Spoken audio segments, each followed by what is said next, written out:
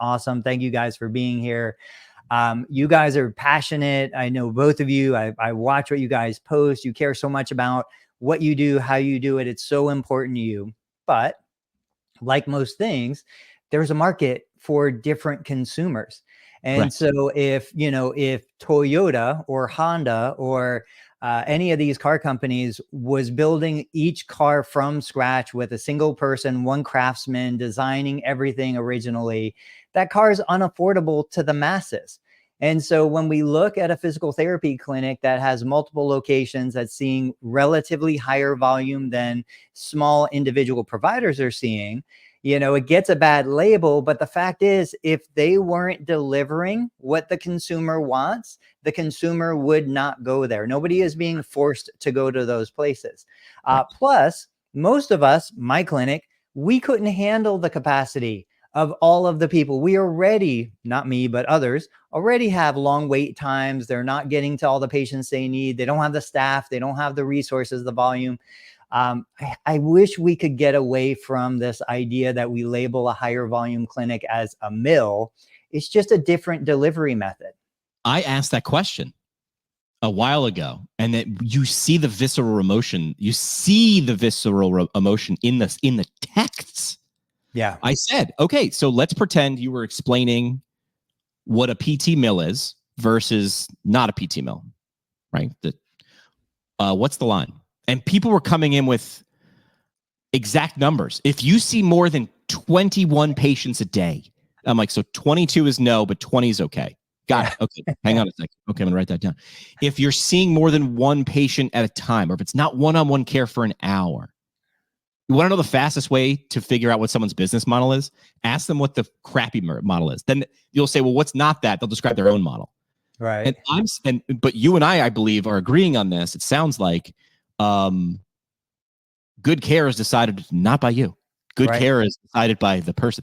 So I love this line by, I think this was Donald Miller. Probably not. I'm good with quotes, but not about who said them. You determine the cost. Audience determines the value. You do not you do not get to decide how valuable you are. That is what I do as the audience. You can try to communicate what you think you're valuable, how you are valuable, and what you think they might value, but they decide. You determine cost, I determine value. That's how it works, my friends. Also, I'll say, I worked for a guy who, when I started there, was very excited that I had a background in communications, and I was happy to oblige. And he would write Facebook posts that were like longer than several arms. I'd walk in the morning, new PT, ready to see my first patient, and he'd be like, come here, I want you to review this. And essentially the entire block of text would be him raging against PT mills. And I read it, and he said, what do you think I should do? He was looking for like punch up the headline, put in a graphic. And I said, do you feel better that you've written it? Yes. Great. Delete it.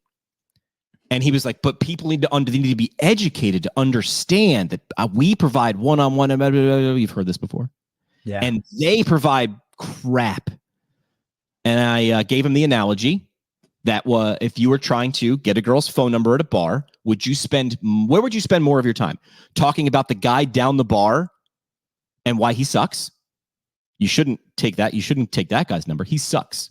He's this, he's not this, he's not this. Would you spend a majority of your time talking about yourself? I do this, I do this, I do this. And I said, what would you spend your time on? Well, they need to be, no, you only get to answer one of two. And he's like, I guess in that analogy, myself. And I said, right. But the correct answer is actually the third answer I didn't give you. Talk about the girl. I learned this the hard way. Freshman and sophomore year, I got a lot of first dates, not a whole lot of second dates. First dates were like Instagram Reels and YouTube Shorts.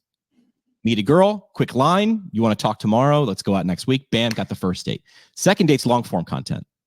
And in freshman and sophomore year, Jimmy was like, I can't wait to tell them how smart I am. And I was the captain of the high school hockey team. And I did this and I did no second date.